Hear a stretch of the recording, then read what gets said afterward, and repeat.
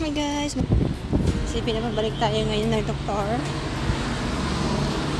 para malaman yung resulta ng dugo ko. Kasi kahapon hindi siya na-aprobahan agad. Kaya sabi ng doktor, balik daw ako muli ngayon. So, nagpahapon-hapon na tayo kasi sobrang init kanina tanghali eh. Mahirap ko maglakad na sobrang init. Baka mangyari po ulit yung nangyari sa akin ng isang araw.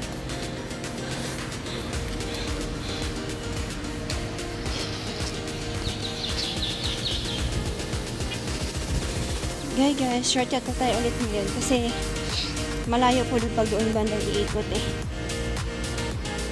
So, shortcut na lang tayo ngayon para madali po tayo makarating.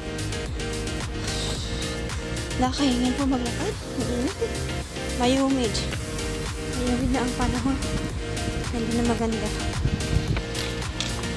Kasi ito